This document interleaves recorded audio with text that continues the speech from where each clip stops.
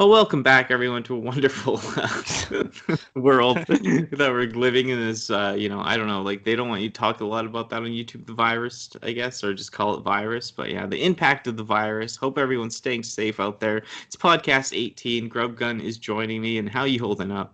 I am okay. I mean, I've been better. Like having being one of those quote unquote frontline workers that has to work at a grocery store is not fun.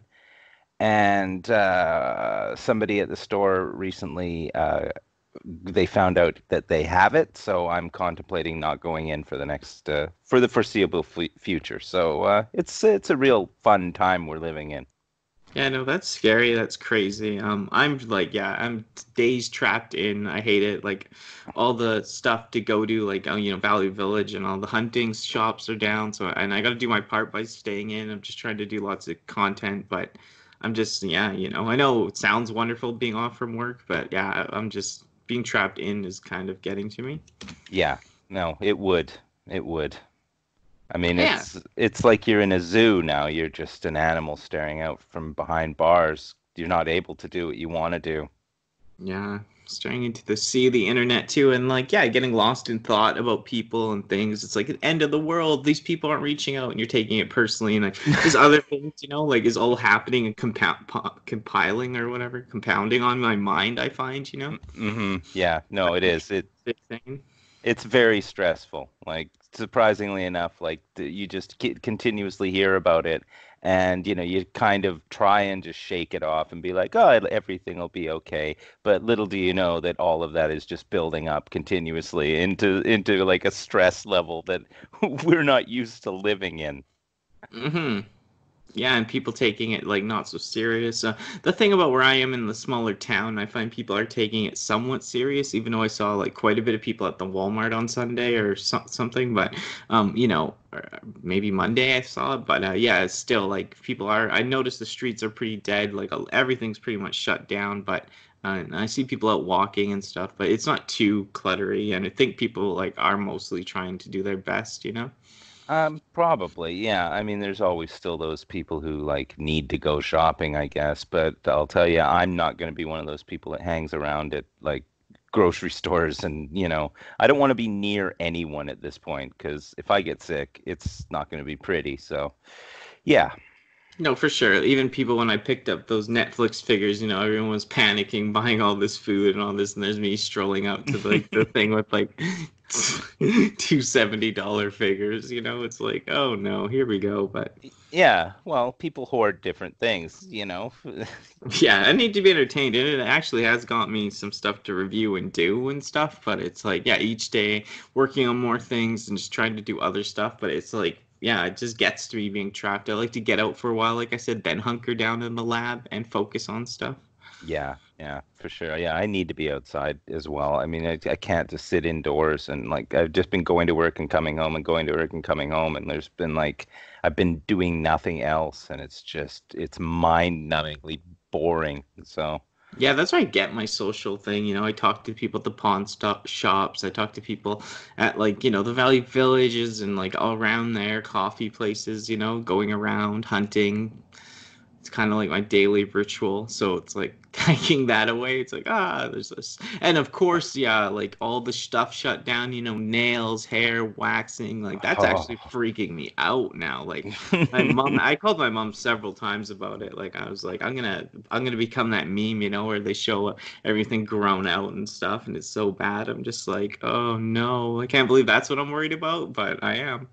Yeah, I'm sure there's some kind of government program that'll get your nails done and your hair done. There has to be something in place, some kind of emergency hair and nail situation that can get done because I mean, this isn't we can't have you without perfect hair and nails. I mean, Yeah, I it's just getting grim, I think. no, But I know. There's got to be something. The Canadian government has to have some kind of policy in place. Trudeau!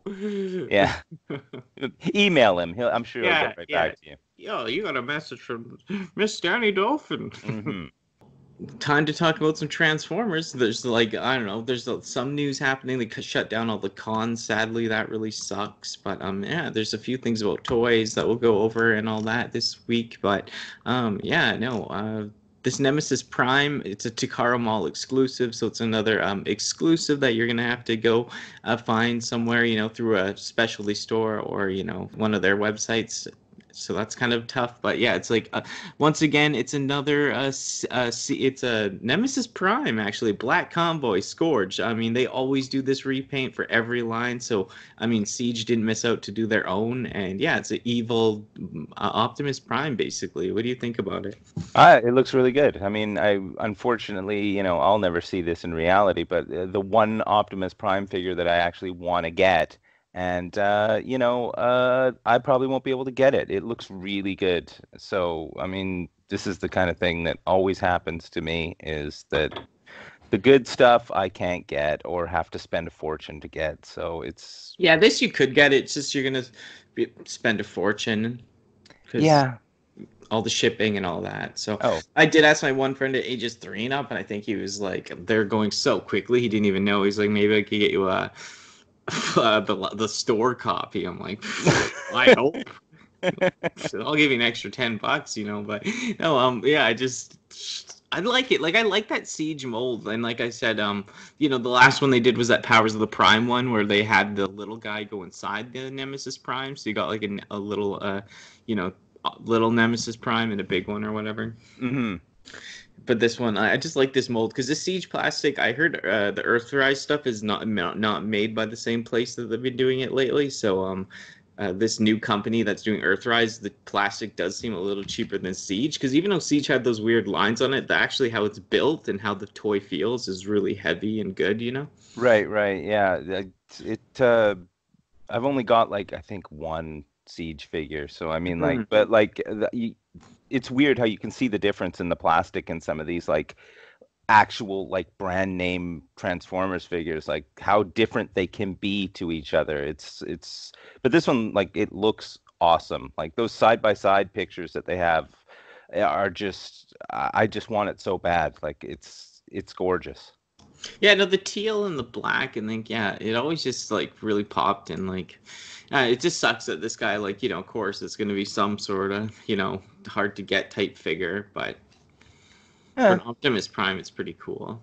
yeah, for sure. I mean, I do not want like Optimus Prime is like the last figure I want, and I already have I think like 3 of them, and that's just by default picking them up at thrift stores. So. Yeah. But I would certainly buy this if it was in front of me, almost Yeah. regardless of price. So, yeah. Yeah. No, it's one like if you're not even a Prime fan, you probably will like it. But like I said, just how the make and the plastic of that figure, I love it. So I was like, yeah, I will be picking this up, and hopefully I'll be able to review it on the channel. So now we have in-hand images of Generation Selects Tentakill and Overbite for the King Poseidon of the Piranacon. I'll put together as well for the Seacon. So we'll talk about the 2 little new beast modes or whatever you want to call them first. It's like that, like octopus head guy and that little shark, street shark type guy. Do you see them? Yep. First impressions? They're great. These are In-hand awesome. Yeah, no, these are amazing. I am so upset that I never got the opportunity to get in on any kind of pre-order on these. The colors on them it's just everything that appeals to me are these figures. And I mean, granted, like if I did start buying them, I would have to have them all, and I have no idea how much money that would.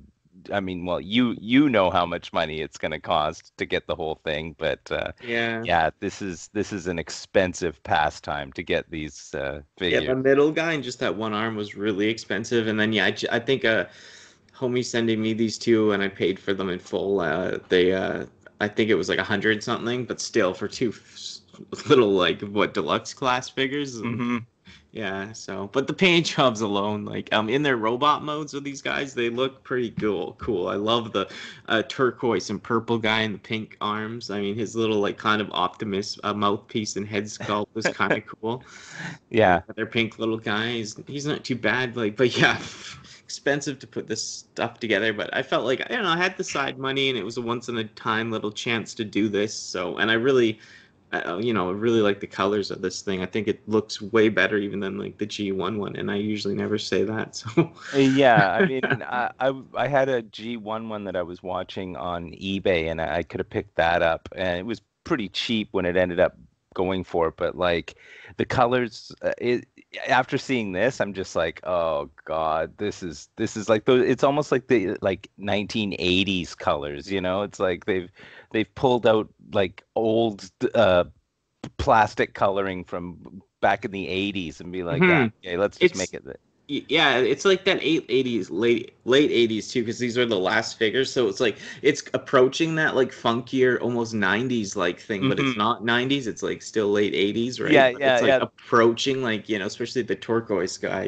we're headed there, you know what I mean? Like, Totally. The turquoise pink and yeah, like, a weird purple color. It's like those three things. Like yeah, I think I had a fanny pack that was those yeah. three colors. So Yeah. So like the more extreme, of course, in the 90s, but this is that soft, still kind of playing with mhm. that. And yeah, like the original toy was like that. I always thought the toy looked cool, but like I said, I almost bought one back in the day, but I missed out. But I always loved this looked too clustered at the time. But now looking back, I'm like, damn, I should have bought that. Mhm, mhm. Because yeah, they go for a bit much now, especially like you can get those re-released G1s from Toys R Us that aren't as bad, but Yeah. I mean, I would be hard pressed whether to keep these guys in like separate in robot form or all together in alt mode or built up into the main like I wouldn't know what to do with these figures because they are so awesome. I would have so much fun with this. yeah, and I'm still working on that Turtler guy. Like he's got like I gotta review him, and yeah, he's just so good in his Blastoise turtle mode with the cannons. It's just like, yeah, Yeah. they're the guy. Like I don't even want them usually in their other alt mode, but these guys like all lined up in their beast modes would be pretty sick. Totally, totally. All modes, but yeah, just yeah. I already got the two guys on my shelf right now in their beast modes, and they just look pimping. But yeah, no, it's an expensive set. Don't go and get it, without your within your means. Like, don't like spend your last like money to get these guys. They're not worth it. Yeah, I will just hold out till I finally see the knockoff on AliExpress in like 2 years and end up paying, $100 for it because that's gonna be my destiny, I think. Cheap knockoffs, the way to collect everything. Yeah, no kidding. Well, they showed another Netflix War for Cybertron figure off Siege Ultra Magnus. This was teased before in the box where it said spoilers, so people thought like it was either going to be like a Decepticon Ultra Magnus, like black and purple or something of that nature. Because why was it so heavy? Like spoilers, what's it going to be? And then it just shows a repaint of Ultra Magnus that looks less detailed and that little rung figure, right? Yeah. Um, those War for Cybertron repaints though, I really am liking them. Like every time I see a new one, I'm just like, these are great. Like the original figures, they don't look that great to me, but for some reason the repaints are just like they are so appealing. Like they've just changed them subtly, but they're really nice looking. Yeah, I'd say this one though is one of the weaker ones out of the bunch. Don't you compare Well, to the yeah, original? I'm just the subtle differences though. Like I like the way that like the original one just is plain like it's got that uh, you know I don't know what why it's more appealing to me the way that they just like add those touches of color in certain places, but I don't know, I kind of like this one better. Yeah, for sure. I think I don't know. Yeah, I have the original, I think, somewhere, but yeah, I know. I don't know. It's just for me like a little bit less more detailed. I don't know. Maybe you like that part, but it's just for me. I'd say this one just out of all. Like if this was a black and purple Ultra Magnus and he was a bad guy or something, yeah, and green on him, I think that'd be amazing. Like but I guess that's not where they're going with the show or something, but still, you know what I mean? I think that's just like people got that in my head or whatever. Hmm, hmm. And yeah, I don't, yeah, I think I do like the original one a little bit more just because, like, yeah, he's the white, like, the gray things are white, and it's just, like, looks more like a actual Ultra Magnus. But, I mean, there's something with this going on in the show with the color scheme. But, yeah, and he comes with that cool little action guy, but these are a little bit more pricey than the original leader class figures, so. Yeah. well, that's what you have to do. If you want something, you're gonna have to pay for it. So, I mean, this is the thing. Like, this is all arbitrary because, like, I'll never see these in reality. This is my problem, is that I will never walk into a store and see this figure on a shelf. So I can't get it regardless. So, like, and I Mhm. live in a city, where Yeah. people live, and I still can't get this stuff. Yeah. So it's kind of bothersome. Yeah, Walmart exclusive. I mean, it'd be pretty. If there's a lot of people hunting for it, and they don't stock them up, then yeah, be Yeah, harder to get. yeah. But if they're too pricey, maybe they'll be left behind. I don't know. Mm-hmm. But yeah, I know. It's just I'm so shocked at like how because I remember them teasing this a while back, and it was like, spoilers. I thought it was gonna be like he was gonna be a Decepticon for sure or something, because that Mirage is a Decepticon, right? Hmm. On this line, that purple like little race car, right? And he's usually an Autobot, so it's like I thought they were gonna do something like that with the Ultra Magnus, but did Yeah, not happen. no. I'm still excited for the show though. Yeah, me too. Gonna jump on that show, and yeah, maybe we'll even comment in on episode by episode if it's just like 12 episodes. I was thinking, so Sounds good. yeah, something to look forward to. But yeah, if I see this, please don't buy it. If you see me with this on Instagram, yeah, not good. But yeah. Well, last little bit of Transformers news. Generation Selects just announced that the Takara Mall exclusive will be doing Super Megatron. Yeah, it's a retool of the Galvatron from Titan's Return. It's unknown if it's going to have like a little Titan headmaster, but yeah, what do you think of this guy?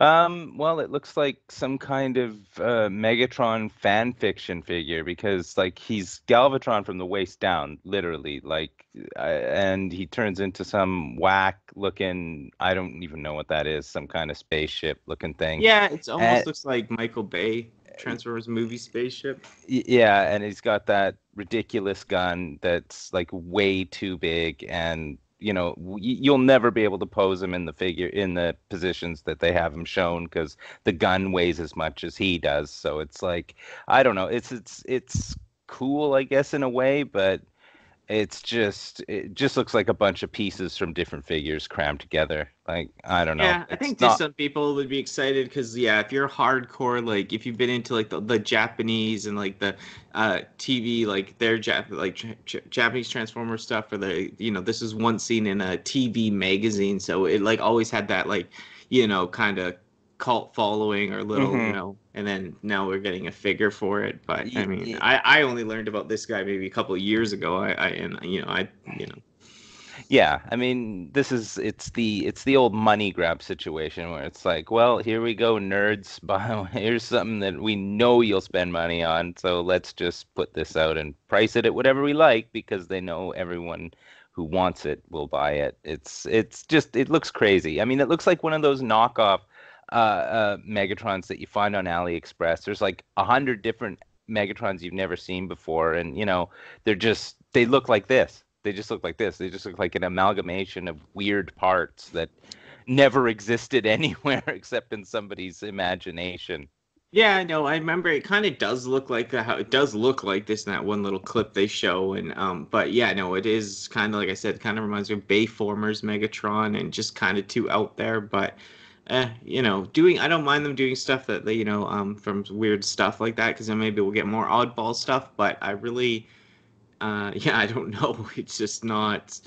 Yeah, it just Yeah. doesn't. It's kind of out there. But oh yeah, that's what I'm trying to say is the Megatron mold or Galvatron. This is what I'm trying to say. The Galvatron mold. I don't really like that mold from Titan's Return. It had a weird head, and just the whole how it transformed and the whole thing of it, and that's what this is kind of based on. So. Yeah, and I mean, I always want Megatron to turn into a gun. Why does he have to turn into a tank? Or, I mean, I know a I tank like is a just tank makes sense, I yeah. mean, it's a gun, but like, I want And he him. can move on his own and he's big. Like it's kind of weird when he turns into a gun and he has to surrender himself to Starscream or someone. Well, yeah, I know, but I'm a little old school that way. I want him to turn into a gun.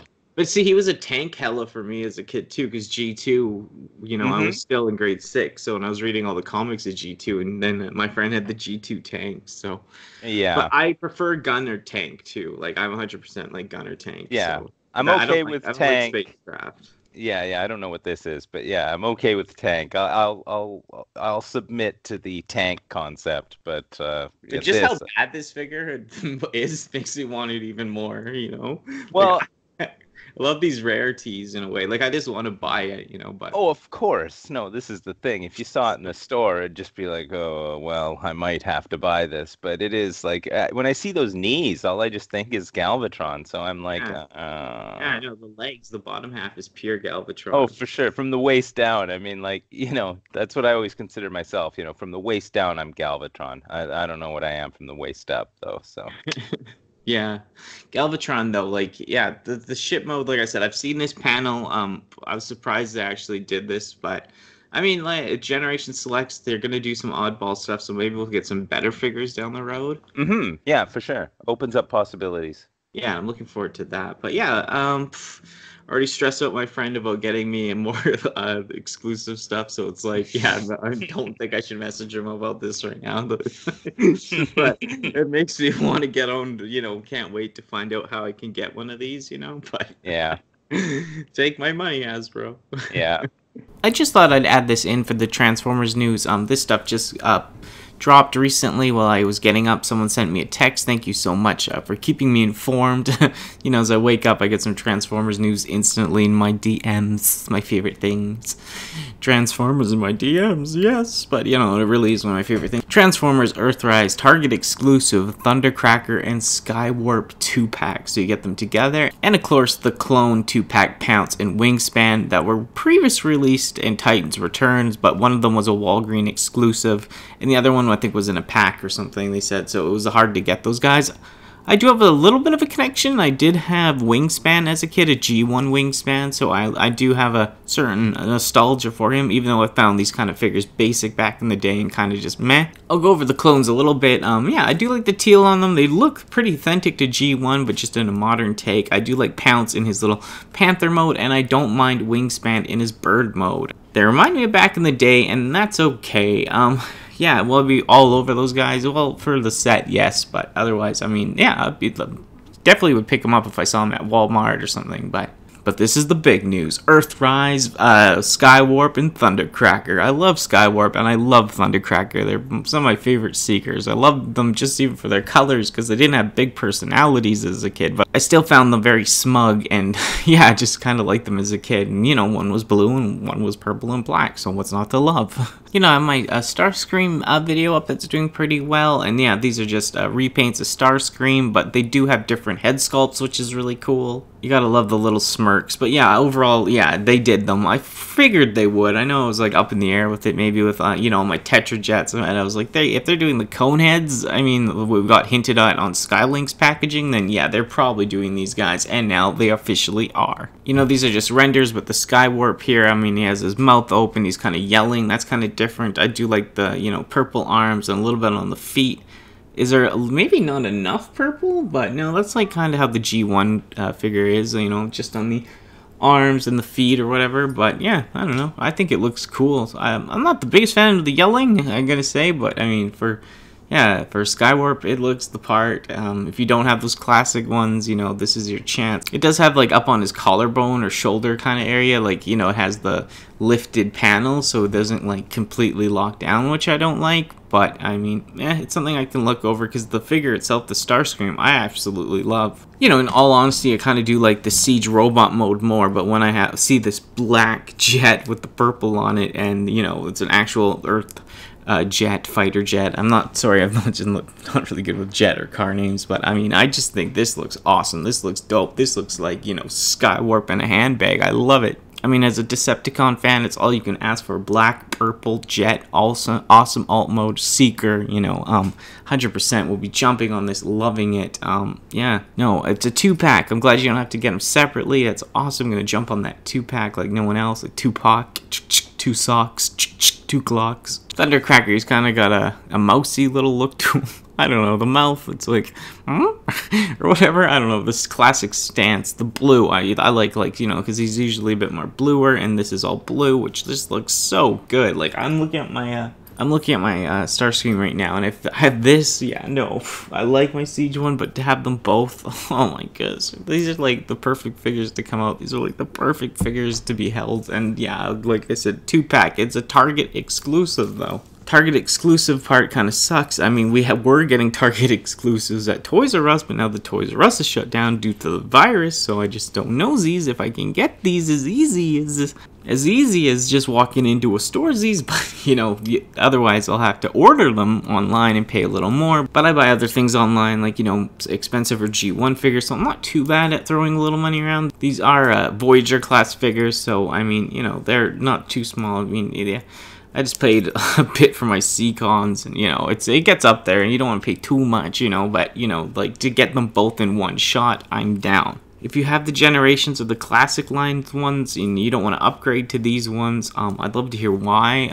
Do you like this mold? Does any of the mold bother you? Like the upper collarbone kind of shoulder area, like I said, like you can't really close it all the way down. It kind of annoys me, but if you're a huge Decepticon fan, you're already into Siege, and you're collecting Earthrise now, I could see you jumping all over this. But yeah, hopefully they'll have it for people that aren't in the States, can't go to a Target. Hopefully we'll be able to get them online and not pay too much. But yeah, you're going to probably pay a little for these guys. But it kind of sucks because they're like the mainline guys and it's a Target exclusive. I mean, Skywarp was already an Amazon exclusive in the Siege line. So, but yeah, no, these guys look incredible. They look the part. I'll be jumping on all these figures. But I want that Thundercracker and Skywarp the most. Animal Crossing, yeah. Well, we're all hunkered in due to the virus. I guess a lot of people are playing Animal Crossing. I made a video, you were in it, and yeah, Animal Crossing. Are you still interested? What are your thoughts? Well, I mean, I played the one on the 3DS quite a bit, and like it's not really my kind of game, but I still am feeling compelled to go in at least twice a day and like do the tiny little fetch quests that they want me to do, and just to see if anything new has happened. But I don't understand how anyone can play this game for more than like an hour a day, because it's really it's very limiting in what it lets you do. Like it's the kind of game that they literally pad it out to the point where you have to wait till tomorrow to play it. And I'll wake up in the morning before I go to work and I'll play it for 20 minutes and do the stuff I need to do. And then I'll come home from work and it'll be morning and I'll play it for 20 minutes and do the stuff I need to do. But it's a really cute game, but it's not really promoting continuous gameplay.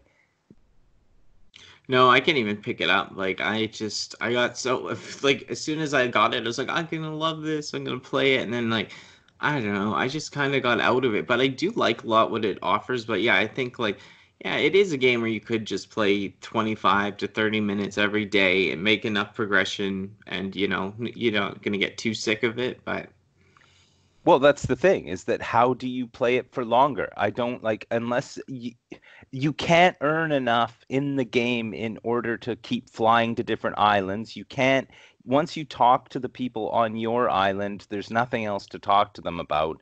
You can shake trees to your heart's content, but there's only so much you can do. So I mean, like you have to make tiny, tiny progressions in order to actually make the game more enjoyable, but you can't do it all at once. Like it's really, I just don't understand the concept behind it. Like, sure, it's fake. It's what I call fake gameplay, because they make it so that it's in real time and you have to keep coming back the next day if you're interested. The problem is if you change the cartridge in your Switch to another cartridge, I don't know if I'd ever change it back to Animal Crossing, because it would just be a pain. Like it's just because there's no reward to this game. Like this is the thing. Like there's very little reward to the amount of time you put out.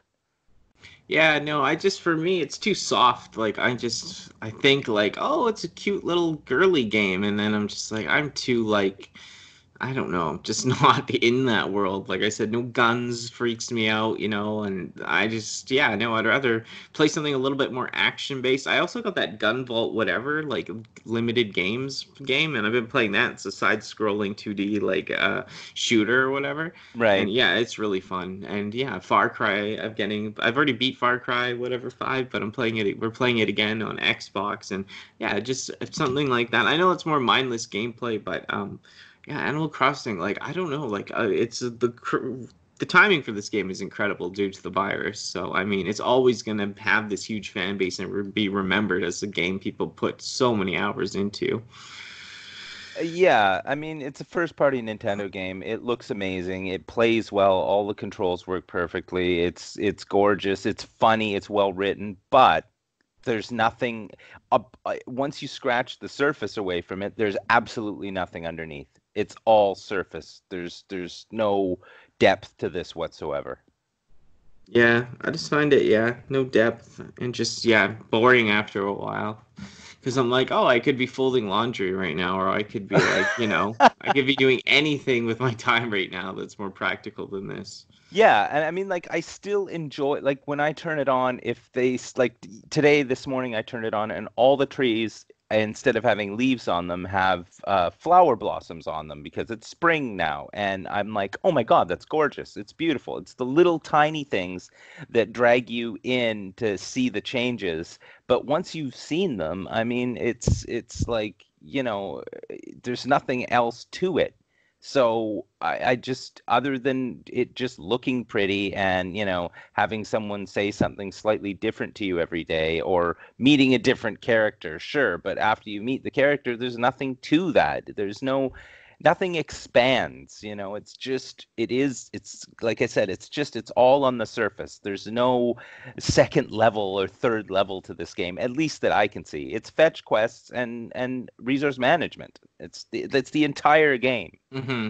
Yeah, and even the look irritates me after a while. I don't know what it is about it, but it just I just notice I start getting like mad at everything. But I mean, it's just too sweet and peaceful for me, I think. As a game, I might like sweet and peaceful in my actual life, but in the game, I want a little action or a little danger, and it's just, Yeah, yeah, no, I know. There's nothing to it. I mean, that's the thing. It's very cute, and I mean, like but everything's so samey. Just like in all Nintendo games, there's one there's one tree that they just put all. There's one tree stump. There's no different.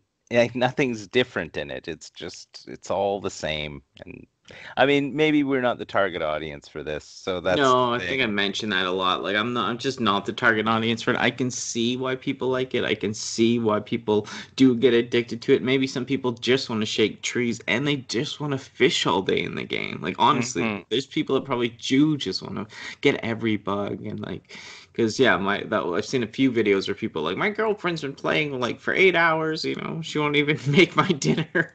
Yeah, no, no. But yeah, no, it's like I said, it has a style, it has a charm to it. It's just yeah, like the timing is great, right? Because it's just what's going on. So I Oh, mean, this game will have some sort of impact years later, I think. But oh, for sure. But I mean, the thing is how many of these little islands are just destined to die because people just lose interest in this game? hmm The concept of the game is more interesting than the actual game. hmm So, I mean, that's saying a lot. yeah, I just mean the game is like being brought up to in the future, not like people still playing it probably, but like just the relevance. Like, remember when we were all stuck in it Oh, playing oh, Animal Crossing? no, no, for sure. No, yeah, I mean, it's almost like Nintendo orchestrated the whole the whole virus just to get the Animal Crossing sales up. And that's what yeah, I've seen the videos on it already on Well, YouTube. I'm not saying that that's happened or anything, Yeah. but maybe it has. But yeah, no, interesting game, fun with it, but yeah, not 100%.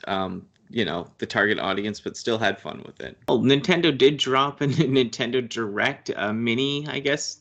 So yeah, they did drop something. I'm me, I'm not one of these big Nintendo fanboys or fangirls that are like, just like, wanting everything all the time from Nintendo. I like Nintendo and like, GameCube era and 64 era, and back in the day I really liked it, but I'm not a huge I love Nintendo person, even though I do love buying Nintendo stuff, but Yeah, no, I'm definitely not Nintendo's target audience anymore either. Like after the Wii U, after they screwed me around on the Wii U, me and Nintendo broke up. So like I'm not happy with how they do things. Like their business model really is kind of, I don't know. I'm just not a fan of it. So no. the, they Over, really play to their audience is what yeah, is one of the things that they do.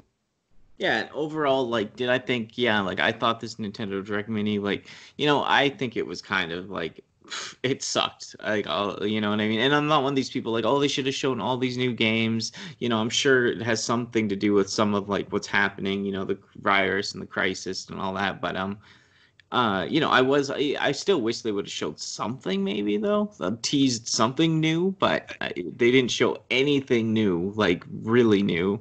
No, but that's the thing with Nintendo is they drip feed you. They do not give you they give you very little information. Like they'll show a logo or they'll be like coming soon and they'll show, like screenshots of cutscenes in something. And that's the thing with Nintendo is they live off hype. It's and the thing is Nintendo fanboys are the worst fanboys around because it's like you've drank the Kool-Aid. You not, if you were a Nintendo fanboy, they can do nothing wrong. And this is the thing, like they're just it, I can't understand it. Like I can see through the BS hype of like re-releasing the same game 4 times and then somebody buying it 4 times. That just shows you what kind of fan people Nintendo has. Do you Like, care at all about Xenoblade Chronicles well, Definitive Edition? listen, I had it I had it on the Wii, never played it. When I had my 3DS ROM card, I downloaded it. I had it on the 3DS. I never played it. Um, so when I saw it, I was like, "Oh, look, it looks awesome." When I saw that it was a Does look better. pre-order on Amazon, I had it in my cart. I was right through to the point where I could have paid for that pre-order. And then I thought, "What the hell am I doing? I am not going to play this game. Like I haven't played it twice. I've had it twice and I never played it. Why would I?" But you see, that's the thing. It's the insidious Nintendo, the tentacles of Nintendo grabbing at the collector part. This is what they do.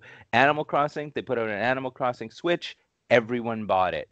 The Xenoblade Chronicles Definitive Edition, everyone wants to buy this because it's like, oh look, you get a sticker or whatever with it, or like just some nonsense comes with it. They box it up in a pretty box, and the Nintendo fanboy will lap it up like it was like you know the sweetest of nectar.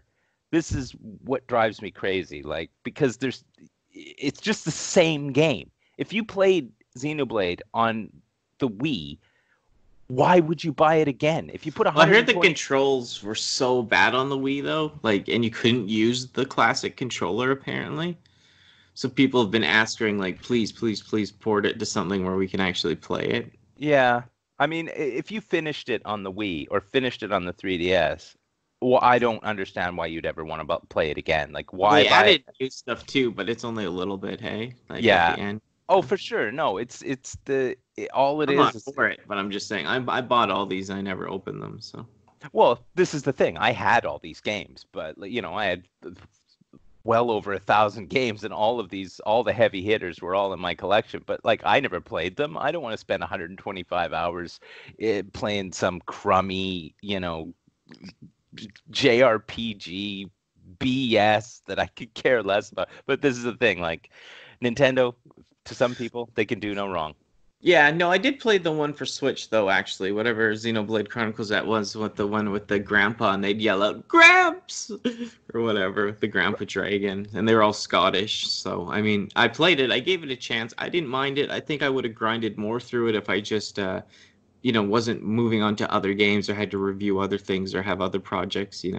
Yeah, I mean, I played Xenoblade X on the Wii U, Yeah. and uh, that game was so like it was ridiculous. It was a silly, stupid game. And I finished. Well, I say I finished that game. I got to the last boss, and I couldn't kill him no matter what. And I realized I would have had to grind for another 2 hours to get my characters high enough to finish it. So I just watched the end cutscene on YouTube and said I finished it. But like the game, it was ridiculous. The You couldn't shut the music off in the game, so the music would play over cutscenes. Like if the music was already playing and there's a cutscene happening, the music would play, and the font was so small in the menu that I literally had to lean in to read the font, I and heard you that's a couldn't. problem, yeah. Yeah, and I'm like, how can you release such a crummy game? Like it's just, and of course, I bought the collector's edition that had like I don't even remember what it had in it,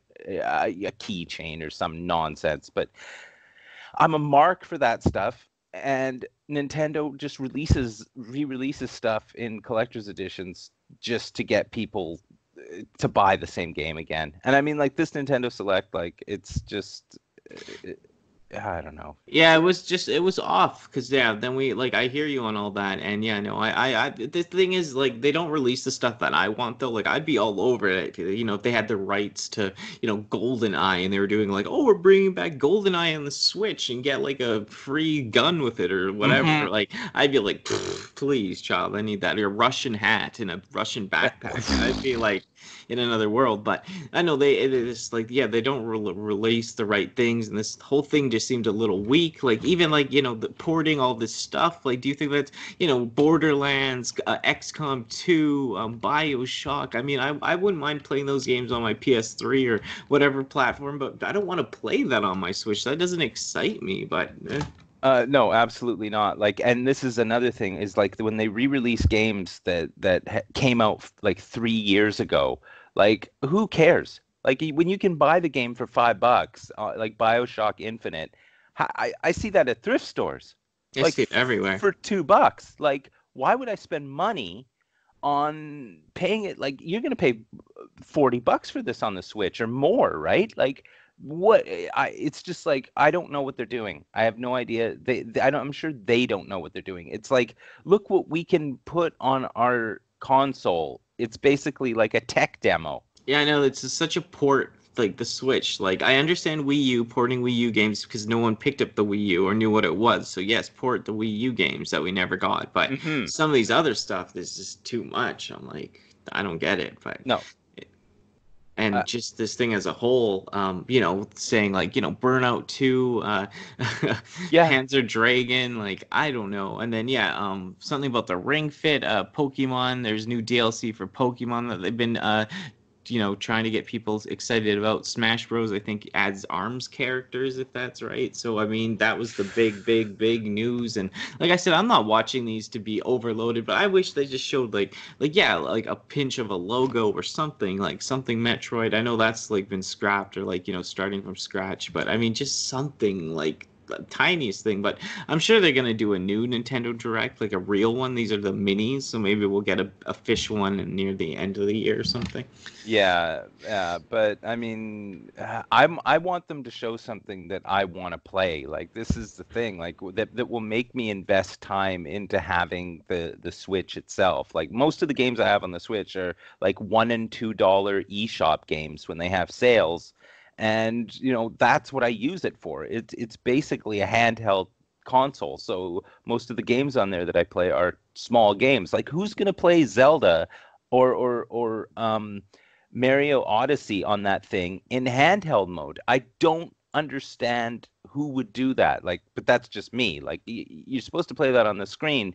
Why even like? I don't understand half of the things that Nintendo does, and I think that's the whole point. Is that they're just a law unto themselves in the gaming industry. They just do whatever they want. Yeah, and they want to cover the handheld and the Switch all at the same time with the same game. Like, I get the genius of that. Like, Hmm. oh, it's the same cartridge for this and that. Because Yeah. I find like a lot of the young and women in general, when they come into the store to buy that stuff, they want it for the handheld. It's just like for me, like I want it on my TV. Yeah, for sure, for sure. Like a lot of these games that they're making, like if they make a game too detailed and too like finely like crafted and stuff, like on a small screen, there's just no reason to play it. Like I tried playing Breath of the Wild in handheld mode, and I just couldn't see anything. Like I couldn't see the things I needed to see. And it's like, who's doing this? Who's like, oh, finally I can play I can't believe I can play Breath of the Wild on the bus. It's like, yeah, well, you can't. So, I you mean, know. people still use DSs and stuff, man. I know I'm shocked, but they do. Yeah, no, I know, but it's funny because back in the day, the DS, I have so many good memories about playing the DS and the 3DS because like the games on those were like made to kind of fit the system. Like it wasn't like there was such minute detail in it that you're missing stuff. But in a game like Breath of the Wild, you can just easily run past stuff in handheld mode and that you would see on a big screen, and it doesn't make sense. Hmm. Like I don't know, Nintendo's just it boggles my mind when I see things like this Nintendo Direct thing where it's like, oh look, we have all these remakes for you to buy, and that you've already played. Like no, please, no, no thanks. And box sets that you can spend $150 on. Yeah, no, I wasn't feeling much of it. Like I said, I wish there was a little bit more of this or that, and but I'm not like all upset about it. Like I wasn't expecting a mainline thing, but I thought like even some like from different companies, something like a fresh take on something, something platformer or some sort of fighting game. I don't know, but it's just yeah. I watched half of this, man. I turned it off. That I didn't even watch the full Nintendo Direct, and then I watched people doing highlights about it, and I read this article right now because I'm Hmm. just like I was like, is this so bad? And I was like, yes, this is. Yeah, no, exactly. No, I mean kind of games I'm looking forward to now are just like a new Paper Mario game because like at least that will suit the console. Like that's the kind of game that you can play in a handheld mode without losing any of the fidelity of it. And it's like that's the only thing I'm looking forward to hearing about now at this point. Like just give me that. Yeah, no, I don't even know because I'm not even like I said like huge Nintendo person. Like I do collect Nintendo. I almost like the little stuff they have better, like the controllers and collecting like the accessories more. But yeah, no, I don't even know what I'd ask for. But I want to be see something else besides ports, PS3 ports and stuff. Yeah. But hey, you know. Yeah, for sure. Well, we doing another VHS and memories. We decided to go on for Fight Club. So yeah, this is kind of our little take on that VHS and memory style on Fight Club. So yeah, I'll just read the little description. It says disconnected with a capitalistic lifestyle, a white-collared insomniac forms an underground fight club with Tyler, a careless soap salesman. The project soon spirals down into something more sinister. Released October 15, 1999. This movie flopped terribly in theaters. It did, but it gained a huge cult following on VHS and all that. But and also Oprah, if I didn't know that, Oprah, she spoiled the movie before it came out. So on national television, when everyone was still watching television in 1999, yeah, she kind of, I don't think that killed the movie, but she did say the main spoiler of the movie. Great. Yeah, but you really never seen this movie, or? No, I never saw it until today. And you never saw the like the huge big twist or whatever. Like No, you never heard anyone mention that in reference or no, anything. no, no, not Wow. at all. I was just as surprised as everybody who saw it for the first time. No way. Yep, Perfect. for sure, for sure. Perfect. Really. Yep. No, I didn't know anything about the movie. I did because I didn't care because I'm like Brad Pitt. is annoying to me. So I would be like, well, why would I want to know anything about this if Brad Pitt's in it? Hmm. And surprisingly enough, he was it was a good role, a very good character uh, Yeah, in the he movie. played Tyler Durden. Yeah, he Hmm. I think this is one of my favorite Brad Pitt roles. I remember I didn't mind him. I just never liked him because he was in more sappy girl movies as a kid. And yeah, I remember there's a other movie, True Romance. I think it was written by Quentin Tarantino. It wasn't shot by him. Yeah, Had Chris Slater in it, but in that they go in and they see Brad Pitt's playing a character who's a total hippie with long hair, and he's smoking out of a honey bear marijuana out of a honey bear jar. right, right. I just thought as a kid, I thought like that's cool, you know, it's like honey bear or whatever. But yeah, no. So, but yeah, like I liked him in a couple things, but this I was like, I'm not a big Brad Pitt person myself, but I liked Edward Norton as a kid. Yeah, and I mean, I can't even Narrator. really, I can't place like where I know he's been in other movies that I've American seen. History X. Have Okay, you ever yeah. seen that? Yeah, of course. Yeah, there we go. That's where I've seen him. Yeah. But yeah, I mean, he was like he held the movie together. Like it was all him. Hmm. No, 8.8 out of 10, 79 on, or 8.8 out of 10 on IMDb, and then yeah, 79 out of Rotten Tomatoes. So, you know, people do like this movie. It's just like, yeah, it just people didn't really understand it. It didn't like even the trailers and previews for this movie didn't really like get you into theaters. Well, that's the thing is how do you advertise this movie? Because what is it? It's not about one thing. So you can't be like it's very character driven. It's not like it's a really strange film. Like I didn't expect any of this. Like the first act, the first third of the movie is kind of hard for me to get through because it's the usual hodgepodge of scenes trying to set things up. But that last third, the last act is incredible. Again, like it's just like this is where the movie comes together. Like everything comes together in that last act. Yeah, It's I know. I like the beginning though, actually, because I like how it's all about like single serving life and like that Mhm. capitalistic, and he's narrating everything. I always thought it was like it had me always from the go. This Yeah, movie. I mean, I kind of felt like it didn't know what it was. Like I thought it didn't know what it was Yeah, with the at the first narration and time. First the time, yeah. yeah, it's like, okay, where's this I movie forgot going? that. Because sometimes he's narrating and sometimes he's not. And then, Hmm.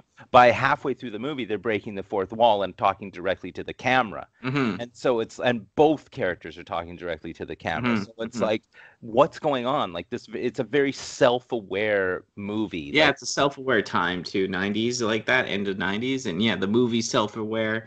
Um, and yeah, that's why like yeah, you're like thrown off. Like it's like he's talking to this. You're like narration in movies can kind of be cheesy, but just the way they do it and they pull it off. But yeah, he's just like the whole beginning where he's like certain dining set, the capitalists, like all the, you know, just the marketing and buying and consuming, and then Jay meets Tyler on the plane, and Tyler's like this interesting character with soap, and he's a soap salesman. He's an interesting character, and then Edward, the narrator, he goes back home after the flight, and his apartment is blown up, and mhm. it's all over the street. The apartment's like everywhere, and he has no one to call. He doesn't know that. Well, before that, he's getting into those groups too with Marla. He's getting into the what do you call those groups? Support groups. Yeah, it's the support groups, and he's becoming like what a fake in support groups because he's an Yeah, insomniac, and that helps him sleep. yeah, he's feeding off of other people's misery so that he can feel better. Like it's an amazing. Like there was one of those parts in the thing where I'm like, where is this going? Where like how is this going to progress into something that's a movie? Like, Hmm. and of course they just kind of ditch that whole concept. Like it's Yeah, just well, that's how he was coping before. Like, hmm, Tyler was being subconsciously made, and like, yeah, that was like how he coped, but he needed to change. And then, yeah, like, so he was either gonna call that Marla back, or I think he called her and hung up on her, and then yeah. he had Tyler's soap card, and he calls Tyler up, like, my apartment just got blown up. Would you maybe want to meet for some drinks and chill or something? Mm-hmm. Yeah. And then yeah, they're at the bar, and then it's like there's so many subjects in the movie, like with them and like the different types of masculinity and all the man stuff. Oh, for sure. I mean, like the whole setup with the relationship between Tyler and Edward Norton there. It's completely homoerotic. Like Yeah, the the whole. book is too, like by the Chuck Palahniuk or whatever, the guy who wrote it. Mhm. It's more the book's more on the gay side for sure. And I was like, "Where's this going? Where's this going?" Like, it's so like, but it's weird that way. And then, of course, you realize where it's going in the last third of the movie, and Mhm. it's like, "Oh, okay, hmm." But still, yeah, like yeah, and but it does have something to say. Like I think they kind of like I've seen so many theories about the movie too, like how like when they're talking at the bar and stuff, and like his job like kind of like and women they're talking about like how they grew up by women too, and like like they're kind of like their manhood is being softened by like kind of even his job like demasculated or whatever. Yeah, yeah, yeah, for sure. And it's like kind of like and I kind of like that. I liked it as a kid in a weird way because I had questions about gender and stuff, and I still like it. Like I do find like male whatever interesting because I like how aggressive it can be and just dynamic, It's more action based. Yeah, yeah. So it's like for me I like those undertones, and for me it's so weird. As a kid I used to relate so much more to like Edward because he was such like a soft like pushover like type as a male, Oh, and for that's sure. totally how I used to be. So it's like now that I'm like more confident, like I feel like I relate more like to Tyler Durden. I'm like, have I created my own like fake self? But but no, but yeah, it's just interesting to see the two sides more. Yeah, no, it is very interesting because the Edward Norton character is such like a wet blanket. Like you Right? don't expect like when I saw him as the main character, I'm like, how are they like this guy? How is he going to carry the film? Like this guy, I don't buy any Fight Club thing with this guy in it. Like it's like Mhm. how is this guy gonna? And then it just works. Like Mhm. it just works so well because I mean like it's the you have the two sides to the same person with Tyler and him, and you don't realize that it's two sides to the same person, so Mhm. it plays like it's a great juxtaposition to each other that they are both polar opposites to each other, Mhm. but but they're not, right? They're Mhm. not. Yeah, it's so interesting how they work together. I like the both of them together. I like how he's like learning the ways of Tyler, trying to be like cooler, and like he thinks Tyler's the man, and like it's Mhm. just so interesting. And then like he blows up that apartment, and then what like Tyler says like you don't know anything about yourself if you don't never been in a fight. So he's like Yeah, he makes him and Norton beat each other up, but that's yeah. actually just him beating himself up in a parking lot. Because yeah, Mhm. the big twist of the movie is like Tyler Durden is an imaginary guy. It's a figment of his imagination or whatever. So, but yeah, they get in that first fight and they kind of like bond over that. They kind of Tyler lets him come stay at his house, which is just so terrible. It's like this rundown place that Tyler has or whatever. Yeah, exactly. I mean, like, it just like it from that moment on, that's when the movie begins, from basically the moment that they walk into that dilapidated house is like that's where Mm. the plot of the movie starts progressing like into that weird spiral of insanity that happens after that. Like up to that point, everything's just so normal. Like and like his life, the narrator's life is so normal right up until that point.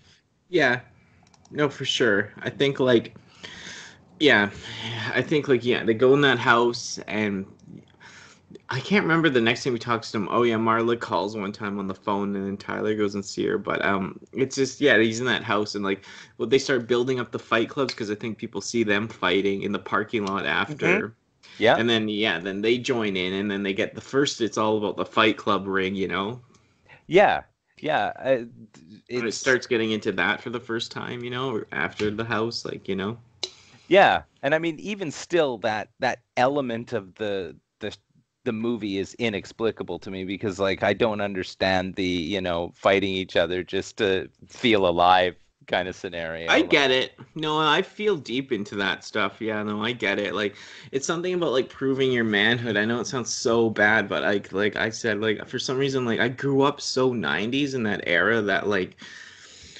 it's just that's what it meant, kind of. Like it's just that raw, like raw fighting, and they think it's about manhood, which it could be, I guess, because it is testosterone based. I'm guessing, but. yeah.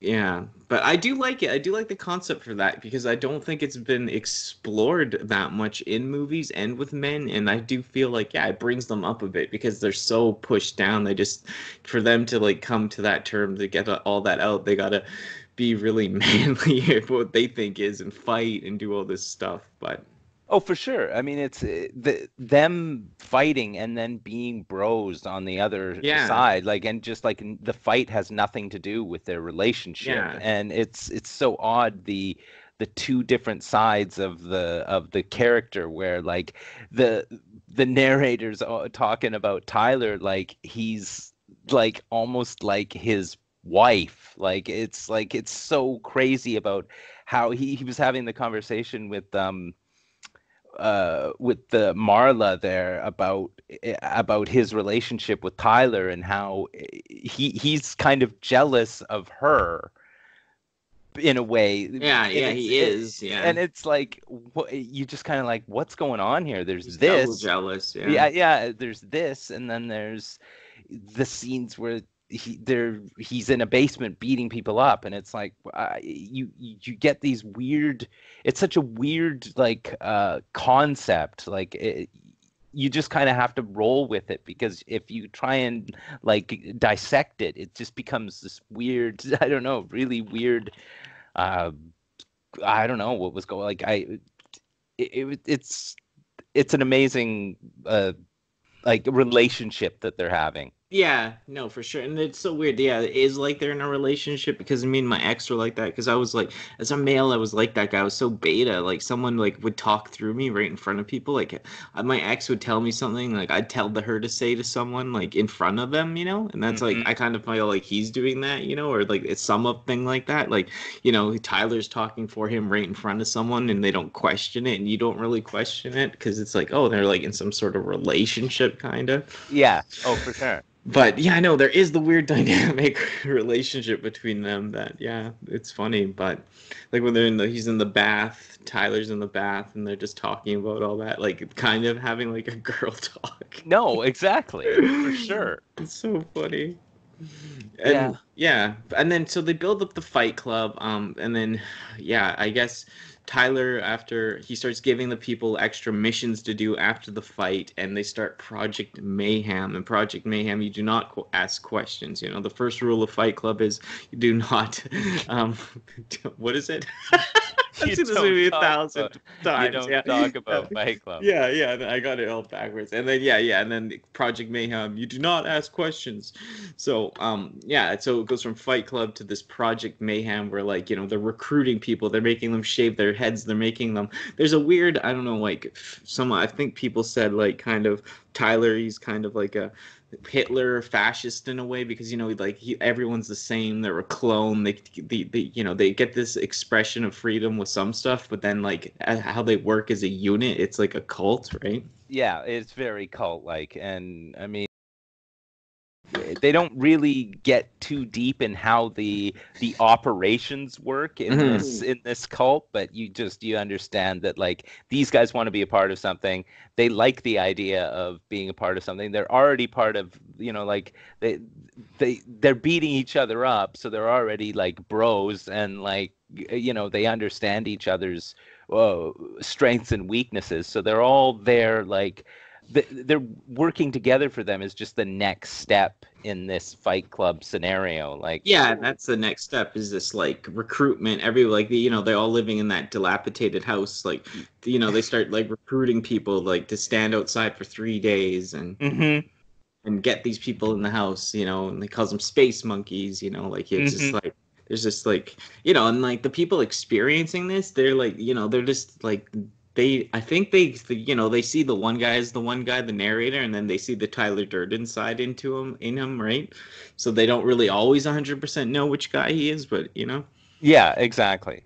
but And they the being a part of something, they're all like just like blue collar, white collar workers, ambulance like drivers, yeah, yeah, yeah, that whole society together. yeah, yeah, yeah, and finally they're able to make a difference, so and like control their destiny, and the only way to control their destiny is to like be a paramilitary group Hmm. and do crazy things like Hmm.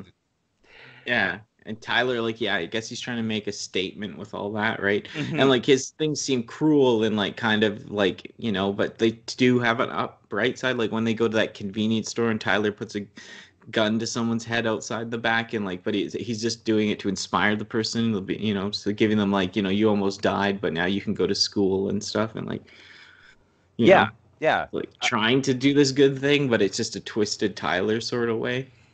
Yeah, that was a great scene because I knew that he wasn't going to kill him. Like I knew what was happening in that scene, and it's like one of those lesson scenarios where, the narrator he didn't understand what was going on, but like it's obvious that you need to make people see their potential. Project Mayhem, sir. Yeah, yeah, But yeah, and what's his name? That guy, that Jared Leno. He like it's like as Project Mayhem gets on, he thinks Tyler is having kind of like like a bit of a like a really good buddy relationship with Jared Leno. The yeah, blonde-haired guy or yeah, whatever, the yeah, yeah, Joker or whatever, and like yeah, yeah. what's his name gets really like jealous of that, the narrator, aka Edward, and yeah, they go into a fight. They're having a regular fight club fight, and that guy he just destroys that guy. Mm-hmm, mm-hmm. He totally beats Jared's face in. Yeah, yeah. He finally lashes out and lets all of his frustration come out on one guy, breaking all the rules of the Fight Club Mm-hmm, right mm-hmm, there. totally. You And no know, one really questions it because they're like, he's the man, he's Tyler himself, but it isn't. yeah. But yeah, and Project Mayhem, I guess like it goes so big, like I find that part weird too, like to fund Project Mayhem as Tyler Durden sends everyone out on to do certain tasks. Edward Norton goes to his boss and like he beats up himself in front of his boss to like blackmail them to give them money to run everything. Yeah, And yeah. that fight scene, I love that fight scene, man. Like I Well, just loved it when he beats himself up in there. I think it's so good. I love it. It's one of my yeah, favorite things the ever. non-fight scene, the Hmm. the one person fight scene where the boss is just standing there looking at him like he's Hmm. crazy. Hmm. He's Yeah. throwing himself into shelves, into glass. I just think it's so well done. Like I said, this movie impacted me a lot as a kid. Like I dressed up as this stuff. I don't know why. Like I just made my room into an office. Like I was obsessed with this movie. Obsessed. Like crazy obsessed. Yeah, Crazy obsessed. and I never saw it because I was stubborn and didn't like Brad Pitt. So, Yeah, well, my friend forced me to watch it. He was like, because I had the same thing too. I was like, I don't want to watch Brad Pitt, and they're like, no, no, like let me tell you about it, and you'll be interested. And like my friend walked me through the whole movie, and it changed my life. This used to be one of my favorites. It's still up there. It's just like how the social media aspect isn't in there. Like this movie couldn't really exist, or like the take on it with social media would be so different. oh yeah, no, there's whole elements of this movie that rely on the fact that there is no social media. Totally, right? So it's more jarring and it does seem dated in a way to me because of that. But I mean, movies are going to be dated, and I don't. It's the '90s. I love the '90s. I love a simpler time. But I'm just saying, there's something jarring about it that like I didn't notice 10 years ago when I used to watch it. Yeah, well, this is the thing, like because I lived through the era of no social media, to see a movie like this, it doesn't really I don't really realize that there's nothing like that in it Hmm. until, maybe there'll be all of a sudden I'll be like in a movie nowadays he'd be on his cell phone. you know, like at a certain point. But now in this, it's like they're still on payphones, and it's like, Hmm. wow, it does seem dated. I guess I would imagine if someone was 20 now and they watched it, they'd be Yeah, like, that's what I mean. Yeah, yeah, eh, you reflect like that. Yeah. yeah, and I mean like the whole soundtrack act Oh, it's so thing, dated. so dated with that loud driving like club music I through, know. it's just Even like, that song at the end.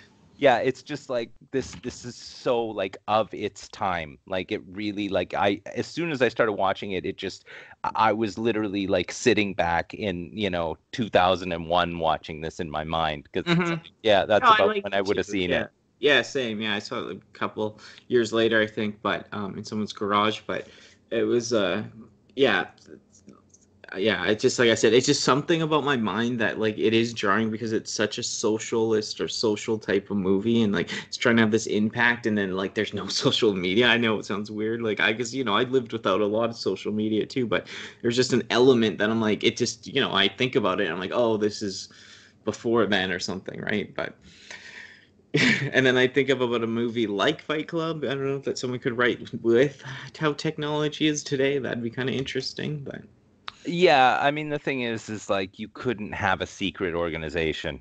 hmm, It's not like like that. Yeah. no, there'd be no way, because at some point you'd be able to just Google it, and Hmm. there you go. There's Yeah. Fight Club on the Yeah, Google. Fight Club on You Google. know, like you can't talk about it. Well, people take pictures of their meal and put it on the Facebook now. So even the most minute nonsense is broadcast everywhere. This would never be able to happen Hmm. in a modern world. No, for sure. So yeah, it's a timepiece now. But yeah, like you said, just if you're 20 and you saw it, it might be like, you wouldn't get it as much or it'd be even more removed.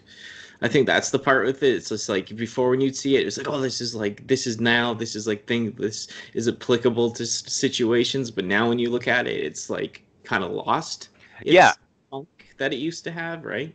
Hmm. Because it was about the time, it was about the man, and blah blah blah. But Yeah, no, exactly. Like a movie like this would never, it would almost like wouldn't play nowadays. Like exactly, right? Yeah. you couldn't carry off half of the stuff in this movie nowadays. People would be like, "Oh, toxic masculinity," I and know that's why I like it because yeah, this is like before that. This is still when masculinity was cool and like macho and like this weird feeling about it that I miss that this oomph that things used to have that I just don't feel that anymore because yeah, they think it's toxic masculinity, right? yeah, Which exactly. makes me mad. But Marla, like like this movie like carries on like he does the Fight Club. He's able to do this because he like yeah blackmails his boss and like Project Mayhem's going. They're blowing up buildings and but he's still seeing Marla in between this. What did you think about Marla as a character? Well, I mean, Helena Bonham Carter really isn't my top 10 actresses of all time.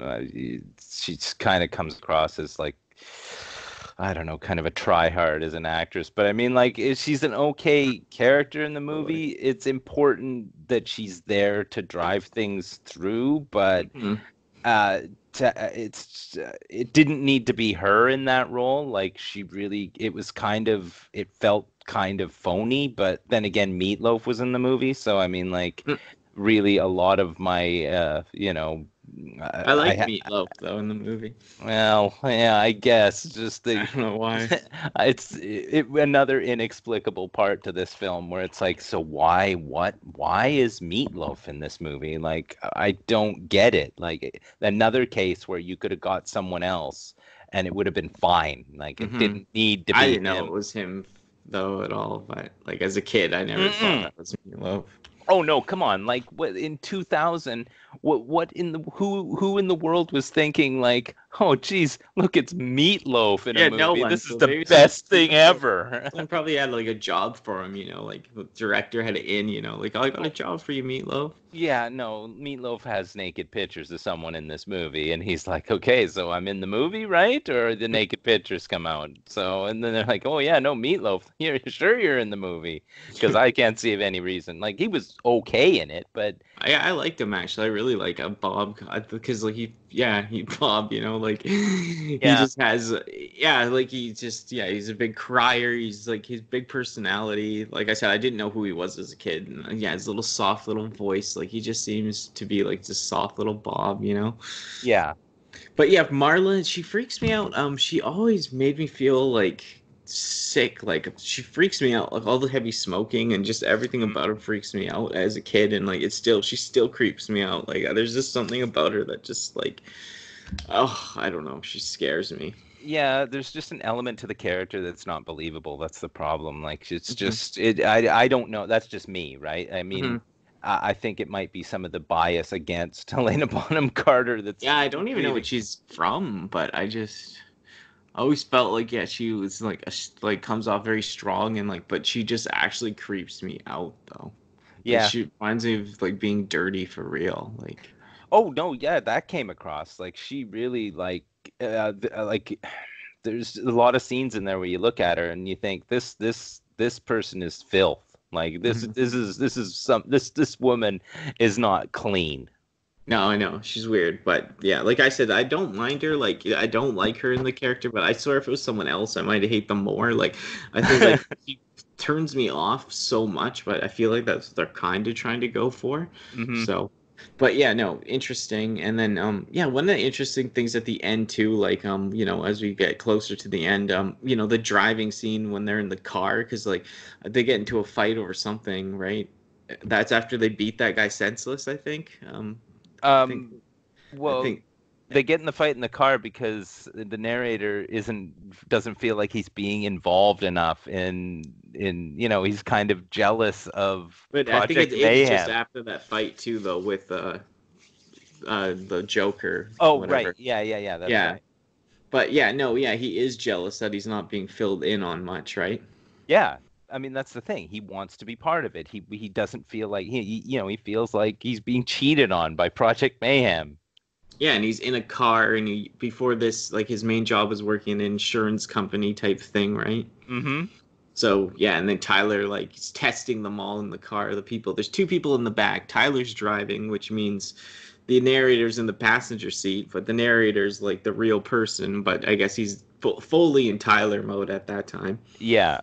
But he's having a fight with himself, and those people they're just taking it in the back because they can't ask questions. No, that's right. And yeah, he's testing them. He gets them in a car accident because he's like, "Have you ever been in a car accident basically before?" And Yeah, yeah. it has some meaning and ironicness because he works for an insurance company, and he Hmm. kind of like backfires on Tyler because Tyler's trying to test him in the way of like trying to like get rid of him or try to like make him even more scared. But then like the narrator ended up getting sympathy for the people and starts turning him even more against Tyler in a slight way, I'd say.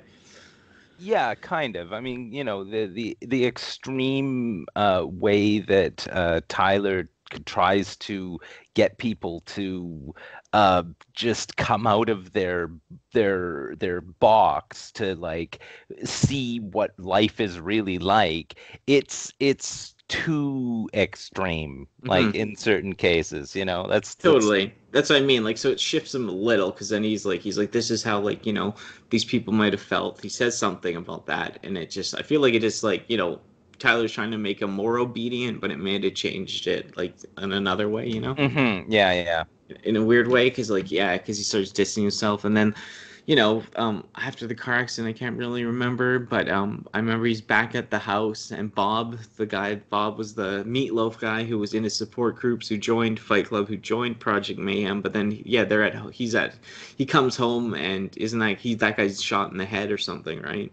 Yeah, that's right. Yeah, it's where all of a sudden all the pre-planning you can do doesn't work properly because one little mistake and people start getting shot. Things don't always go to plan. And Yeah, and he's with after, all those people in the room like everyone in Project Mayhem's there, right? yeah, that's right. And then him getting shot, he becomes like the I don't know, like he's like he's like some kind of biblical character after that, because everyone starts saying his name as if like that's the most important thing. Yeah, like in That Project Mayhem, when you die, you have a name, right? His name is Robert Paulson. yeah, yeah, yeah. And all of a sudden, it's like, they're using that as some kind of mantra to chant over and over again. Like Hmm. it's bizarre.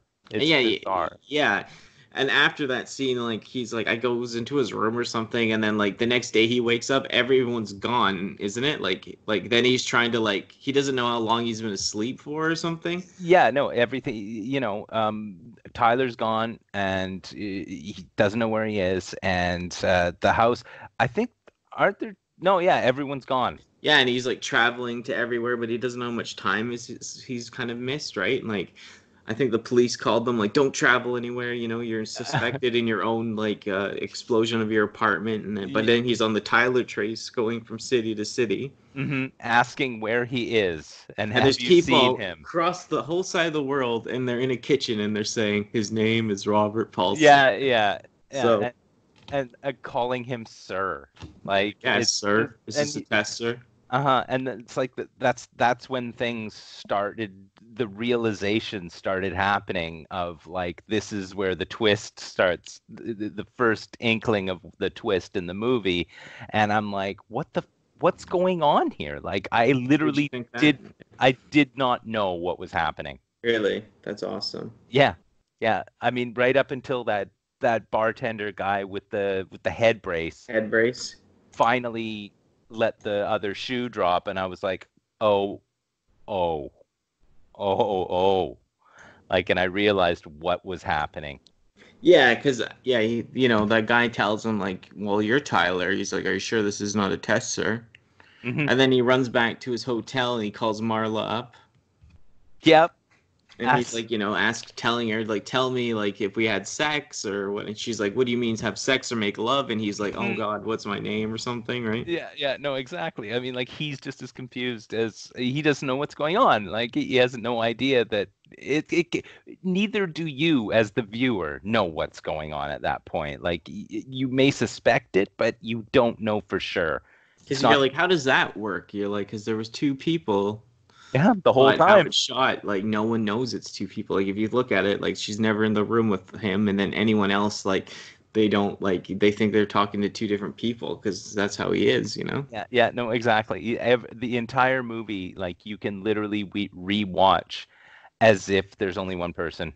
Yeah, no, I that's why this movie is better on the second viewing, and like I knew a lot coming into this movie when I saw it back in the day, and I loved every part, and I love when he's like in that hotel room after he talks to Marla, and I think Tyler says something like, you broke your promise, and he's just there, he just Hmm. appeared in the room, and he's got like these round, weird sunglasses. Yeah, yeah. He's just looking all stylish like normal, but Hmm. and they yeah, I guess they get into a back and forth, and Tyler really grills it into him that like I'm your imaginary friend basically. Yeah, yeah. We all talk to ourselves, and and I'm you. It's Hmm. like, wow. Like yeah, at first I was like, that can't be right. This can't be right. Hmm. Like, if I think back, like there were two of them. Like people were talking to, Hmm. were they? Yeah, and that's the thing. Yeah, those people they were so like into they could tell that it was usually Tyler or him, but sometimes they didn't know or they thought they were being tested, right? But they could Yeah, most of those people could really tell if it was Tyler talking. Because it's just like his body stance would probably change or whatever, right? yeah, Like he would just go into that zone, and then yeah, so he passes out from that, and then remember he freaks out, he wakes up, he's at that hotel, he leaves. I think he gets a whole bunch of like numbers, from the hotel people, because he yeah, doesn't he head back to his house after that. I'm pretty sure yeah, and yeah, he like starts putting it together. He's calling places because he's trying to figure out something. Like he gets on the idea of like they're gonna do like blow up all the credit card company buildings, right? hmm, And he's calling around and he's trying to figure out like tell people, and they're like, "Well, we got it all covered here, sir. We're hmm, solid." You know what I mean? Like it's yeah, like everyone's in on it. Like at yeah. that point. No, I know. There's nothing he can do. He's prevented himself from stopping it. Like, don't, well, you said you would say that to us. You said you Yeah, would say that. I mean, like it's like he can't do anything at any point. Like the once the ball got rolling, he stopped any way of making it not happen. Like it's he prevented it from from them not completing their task. totally. Like, yeah, after the phone call, he like warns Marla, and then like he puts her on a bus, but like the bus, like you see people move in on her at the Hmm. last second, Right? so like now Yeah. she's captured, and he Yeah. tried to help her and he's trying to tell her there's issues going on with him, and she like can't even believe him, right? Like No, she's no. just like Yeah, that's the thing because she it's doesn't know who she's getting. She sees a mixture of both of them, though, I find, as anyone actually in the yeah. whole movie. She sees the blend more, you know? Well, that's the thing. She only ever saw one person. She never Hmm. saw two people. So No. he's trying to explain that he's like, she doesn't understand what he's talking about. Like, But she says who? he is kind of like a Dr. Jekyll, Mr. Hyde, like, Yeah, yeah, but, like, yeah, but she still, like, sees him as one person still, right? Like Tyler. She thinks he's Tyler, right? yeah, yeah, And then yeah. yeah, I guess like what? Then he goes to the police station and he's like trying to tell them like like I'm a criminal mastermind. I got all Hmm. these like things happening, and there's like some people that actually are like taking him serious that actually aren't in on it Hmm. apparently. And then he's got him in the they got him in the police Interrogation room. station interrogation room, and they like yeah they're surrounding him, and then one of the guys that does kind of like isn't in on it leaves and like tells him to keep investigating, and Edward like I guess they say to him they're in on it, the two other detectives, and they tell him like we got to take your balls, even you, if you try to screw with Project Mayhem. You said that, sir, right? Yeah, yeah. No, exactly, And it's just exactly. like yeah, and it's like about taking your manhood, taking your balls. The whole Hmm. movie's about taking your balls, really. Yeah, exactly, Hmm. exactly. Being like just it's being emasculated. The whole movie is like if you give up your focus, you're Hmm. emasculated. You're not a Hmm. true man if you Yeah. go back on your plans, right? Yeah, and they try to cut his balls off, hold him down on a table. He ends up getting one of the cops' guns, telling everyone to back off. And then I guess he runs to one of the credit buildings where the vans are, that have the dynamite in it, even though there's Yeah, like 7 or 8 of them. I can't remember how many Tyler says, but yeah, he's trying to stop it, defuse at least one of them, right? yeah. That's I the thing. love that little scene with Tyler, like at the van, and Tyler's not real, and like, he's like, "You're shooting at your imaginary friend." Yeah, yeah. No, exactly, exactly. And like you see the what do you call it? The camera footage, the surveillance Hmm. footage of him in To the show. basement, and he's just talking to himself, and it's Hmm. like everything hits home, and Hmm. and I mean it even looks like he's in a fight with somebody else. Like when he's being Yeah, getting dragged, it dragged. looks It's like like he's someone's being dragged. dragging him. Yeah, I think yeah, Tyler is dragging him. Like it's such a crazy mental illness that he has. It's like, yeah, there's really another person there almost. yeah, for sure.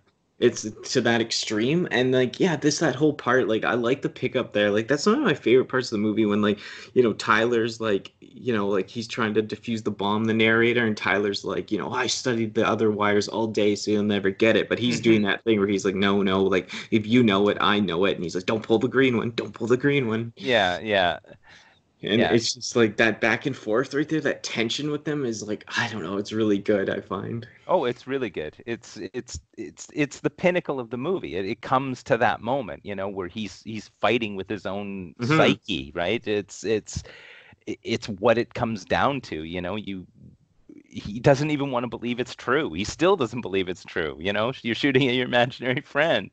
I know, yeah, Tyler's still there, and like, yeah, Tyler throws him down the steps and like, like steps on his knee. Somehow he hurts his Hmm. knee, and then like, yeah, then Tyler has him upstairs in one of the buildings so they can have a view of all the other credit buildings going to be blown up, right? Hmm. Yeah. And Tyler's just standing around in that shirt, and that shirt's like that he's wearing, that tank top actually is a whole bunch of porn pictures because Yeah. place the porn in there or whatever. Yeah. Yeah. Yeah, for So it's sure. like pornographic, and then yeah, what's his name's in the chair. Tyler has a gun at first, and then like what's his name starts cluing in like with the green cable that well if that gun's in your hand, then that gun's actually in my hand, and Yeah, Then the yeah. gun appears in his hand. I really like that part. Yeah, no, it was really good. It is the and it's another self-aware part where like it's reshot from the beginning. Yeah, So, the beginning is this is the like beginning of the movie. yeah, yeah, exactly. And it's like they even Tyler mentions that he's has flashback humor because the film's the scene's reshot and the dialogue is slightly changed to make it so that it's contemporary to the end of the film instead of being at the beginning of the film like how it was at the beginning. So it was like it was really well done. Like you really, they didn't just re-show the scene, they reshot the scene. So it was like it was very I really enjoyed that. Like I said, this it every it, the last third of the movie was just brilliant for me. Like I loved it. Yeah, no, for sure. Yeah, I don't know what I like more. It's so tough to say, like the beginning or the end. I just like, I do like it as a whole because you can't have one part without the Well, other, no, no, for sure, for sure. And I mean, like but in a it does rewatch, pick up. if I rewatch this movie in a few years, like I will be able to appreciate all of the different parts of it. Like I'll watch the beginning more closely now than I did when I watched it this time because I know what's going to happen. So I can, Hmm. you know, The Marla stuff always drags for me, like when they're in the house, and oh yeah. yeah, I always think that Marla part. But yeah, this last little part. It doesn't really make too much sense. Like, he has the gun and like, he can't save the other buildings. None of the people are inside because it's all their people. So the Yeah. janitors and all that, they'll leave and these credit buildings can collapse. And of course, yeah. How he has the gun though, he puts the gun to like the narrator puts it to his own head, right? And he's like, I'm Hmm. putting it to our head, Tyler. And Tyler's like, oh.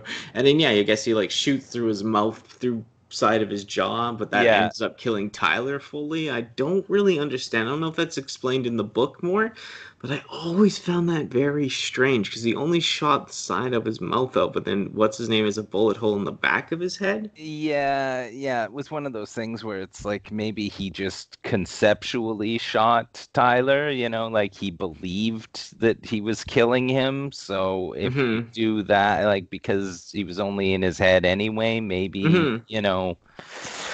uh, I know, I do understand that part, and I always thought that too. But it just for me, like, it still feels like a bit of reaching for it to be like right behind his head. But yeah, I know, I get it. Like, because he fully thought, like, if I do this, I shoot myself. Maybe he meant to shoot himself too, all the way, but it kind of went through the side, and then mhm. it just killed Tyler because he believed it so hard, right? Is that what Yeah, you're saying? that's the only explanation I can come up with on that one. Got some gauze. But yeah, he's like, yeah, it's funny because now all these people come up and like they still kind of think it's the old Tyler though. He kind of Hmm. plays it off as the old Tyler in a weird way at the Yeah, end. Yeah, yeah, get some gauze and like get everyone together. yeah, yeah, for sure. And Marla comes up. They have Marla hostage. Now he's just like, leave her. Like she's nothing actually, right? Like they Hmm. just listen immediately. Yeah, I And know. then, of course, we have the towers collapse in a demolition style and all that, which, before 9/11, it was just touchy subject to play this movie on TV after. I guess so. Yeah, It yeah. was. It went over well at the time, I would imagine. Hmm. Yeah, so. But yeah, the movie as a whole, there's, like I said, there's so many layers on masculinity and people and, capitalistic things. And you know what I mean? There's Oh, so much to the movie. oh yeah. There's really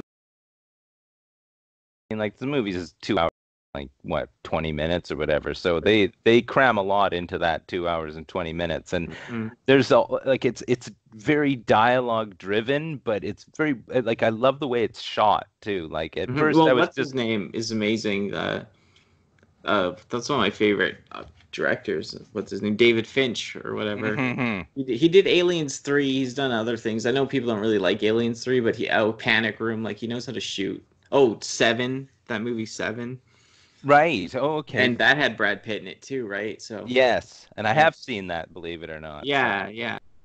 But yeah, so yeah, great direction. The movie's shot well. Of course, some of the CGI that's still in the movie doesn't hold up, but I mean, it's old. well, what, the Penguin? Well, yeah, the penguin, the stuff exploding. Well, I mean, 90s action movies had just as good of, Yeah, I was fine. I was horrible. okay with it. The Penguin was like, I was just like, wow, we've come a long way in CG because, Yeah, you could have had a dude in a suit and it would have been more convincing. yeah. Even like some of that stuff when they're like, the air pressure kicked on and they're showing the 3D effect of the room with the gas filling up is kind of. Well, yeah, I guess. I was okay with it, like I said, because like I'm contemporary to when this movie was new. So when I see that stuff, I'm like, well, I guess that's all right. That could it's not, it's not that bad, I guess. I mean, Yeah, it is, but it isn't. yeah. It's for me. It's for some reason it does pull me out a bit more though now. Like just because I'm like it is a little more jarring because like I used to think it looked a lot better, but it's just because I seen the movie for like 20 years I transitioned and like yeah I loved it like because I held on to some aspects of like understanding genders, male and female stuff. So it impacted me a lot then. And yeah, the more I watch it now, I find myself relating to other things, but they're remembering other things. So it's like, yeah, very touching, weird movie when you watch it at different times and in life and with like how your perspective on things is. Yeah, I can imagine. But yeah, but I still love it. Like, it's probably not like I used to put it up there with top favorite movies of all time, and it's one of the biggest impact movies on my life because, like I said, friends showed it to me, and it inspired me to like make films, make movies, do a whole bunch of stuff. I just thought, I mean, yeah, it's messed up my life a little over it, but yeah, no, it's just like one of those things where it's good still. And like I heard the book's really good. Would you ever check out a book, or are you just kind of not into Oh, that? Or well, no, for sure. I mean, I would if that's the thing. Like right now, reading is not really even a possibility because I need to spend all the time that I'm not at work trying to like live my life. But like hmm relaxing book read for sure. If I found that book in a thrift store, I would easily buy it. Yeah, exactly. For And sure. yeah, I mean, that would be it would be fun knowing what I know about the movie. Reading the book would be that's something that I would do. Yeah, no, for sure. Like I said, the more I think they play a little more on the gayer side on the book. That's interesting in a weird way. I don't know. Just yeah, the movie as a whole, though, I take away from it. I still like it. Watched it a few years ago. I watched it now, so it's still a movie I will watch from time to time. And yeah, we could go off and off on it, but I mean, we've covered quite a bit of it. But any last kind of words or Well, thoughts? I mean, like the fact that I never Sure. saw it until now, it's kind of, like at the time, if I had to watch this back then, I was such a snob. I wouldn't have appreciated it as much as I appreciated it now. And the fact that I've gone 20 years without knowing anything about this movie, it's awesome. Like, Jackson's unheard of. I'm really enjoying watching movies that I've never seen before that were like big hits and I just never bothered with them. Like it's a lot of fun. Yeah, no, I think that's why this works. Well, hey everyone, thank you for sticking around and watching another podcast or listening, however you're doing it. But yeah, thanks for checking it out. Make sure to comment down on the comments what you liked and interact with us. We really like that. But yeah, I hope everyone's going to be actually staying safe for real. Everyone's going to be hunkered down due to the virus and all that. I mean, sympathy really goes out to everyone. If you work in the medical industry, if you work in the grocery store industry, I mean, like, thank you. I know I went to the grocery store today and it was as crazy as possible. And, I just thank the employees there. This is frontline stuff, and yeah, it's a scary, trying time right now. But as usual, I'll be making content. I'm hunkered down, so I'm trying to get Transformers stuff out, work on some other things, podcasts, and yeah, just really trying to keep busy, keep my mind going. Sometimes with all this stuff going on, anxieties can flare up, depressions can flare up. More anxiety on my part, but not like it's been too bad. But there is a flare up here and there's these. But like I said, everyone else, I hope you're hunkering down, stay in, stay safe, stay positive, stay focused, work on stuff, maybe play some games, watch some movies, binge on Netflix, and don't feel guilty about it. But yeah, thank you as always for listening. Take care of yourselves, and you'll hear from us on the next podcast.